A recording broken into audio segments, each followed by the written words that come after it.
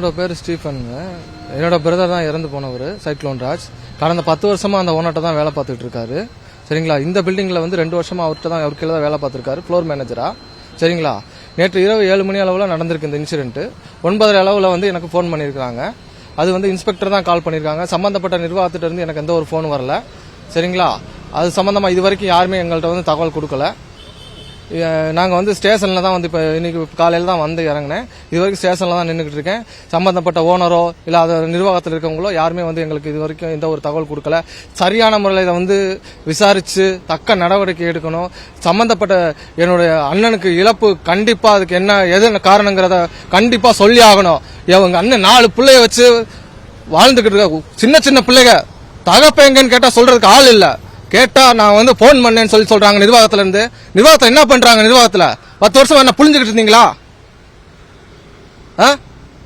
கேட்டதுக்கு போன் பண்ணாங்களா? இது வரைக்கும் ஒரு போன் இல்ல. என்ன பண்ணீங்க நிர்வாகத்துல? நிர்வாகத்துல இது வரைக்கும் எனக்கு போனே வரலங்க. ஓனர்ட்ட இருந்தாலும் யார்கிட்ட இல்ல. வந்து யாரோ ஒருத்தர் இப்ப வந்தாரு கொஞ்ச நேரத்துக்கு முன்னாடி பேரம் பேசுறாரு வந்து என்கிட்ட. அவரு முழிச்சிருந்தாரு. மெசேஜ் அவரு தான் அனுப்ப சொன்னாரு. அந்த நம்பர் வச்சு நாங்க தான் பேசணும் அப்படின்னு சொல்லி பேசுறாங்க.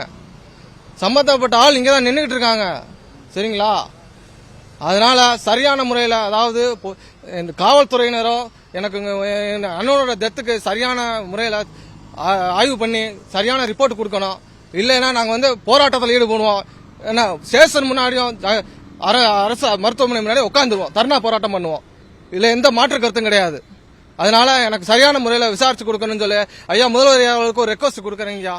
இறந்து போன எங்க அண்ணன் வந்து பாத்தீங்கன்னா 46 வயசு. அவர் குழந்தை 4 குழந்தைங்க இருக்கு. இதுக்கு மேல அவங்களுக்கு வந்து பாதுகாவலரா, தாய் வந்து பாதுகாவலா தான் இருக்க முடியுமே தவிர சம்பாரிச்சு யாராலும் தர முடியாது. சரிங்களா. அதனால வந்து அந்த 4 குழந்தைங்களும் வந்து பெண் குழந்தை. அது படிக்க வைக்க 12 வருஷம், அதுக்கப்புறம் காலேஜ்னு போனோம்னாக்கா 17 வருஷம் வரைக்கும் படிக்க வைக்கணும். அதுக்கு எல்லாமே முற்றுகையா இருக்கு, எல்லாமே கேள்விக்குறியா இருக்கு. அதை படிக்க வைக்கிறதுக்கு என்ன தகுதி, என்ன வேணுமோ அந்த குழந்தைகளுக்கு செஞ்சு கொடுங்க. இதுக்கு மேல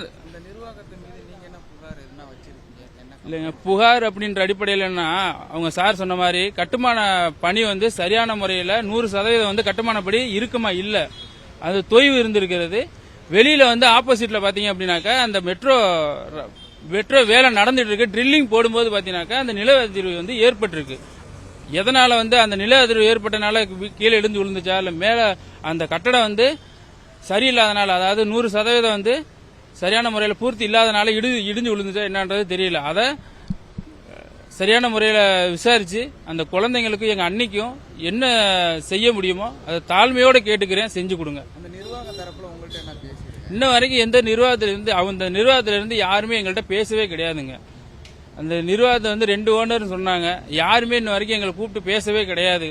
ஸ்டேஷன்ல இருந்து தான் கூப்பிட்டாங்க. நம்பர் அவங்கள்ட்ட இருந்து கூட கலெக்ட் பண்ணிருக்கலாம். எப்படி வேணா பேசணும்னு நினைச்சிருந்தா போன்ல கூட நம்பர் இருந்திருக்கும், பேசிருக்கலாம். இன்னும் வரைக்கும் பேசவே கிடையாது. நேற்று நைட்டு 7 மணிக்கு நடந்த சம்பவம் இன்னைக்கு பகல் இவ்வளவு நேரம் ஆயிடுச்சு. இன்ன வரைக்கும் யாருமே பேசல. நாங்க திண்டுக்கல்ல இருந்து இங்க வந்துட்டோம். சென்னையில இருந்து எங்கள்கிட்ட இன்ன வரைக்கும் யாரும் எங்களுக்கு கூப்பிட்டு பேச கிடையாது. சரி வாங்க, இது மாதிரி அடிபட்டுட்டாங்க, ஆஸ்பத்திரியில இருக்காங்க, பொறுமையா வாங்க, ஒன்னா அந்த மாதிரி எந்த ஒரு இன்டிமேஷன் ஒண்ணுமே இல்ல. போன்ல இருந்து பார்த்து இன்ஸ்பெக்டர் சார் தான் போன் பண்ணி சொன்னாங்க. அதுக்கப்புறம் தான் நாங்க வந்தோம். செய்திகளை உடனுக்குடனும் துல்லியமாகவும் தெரிந்து கொள்ள சப்ஸ்கிரைப் பண்ணுங்க.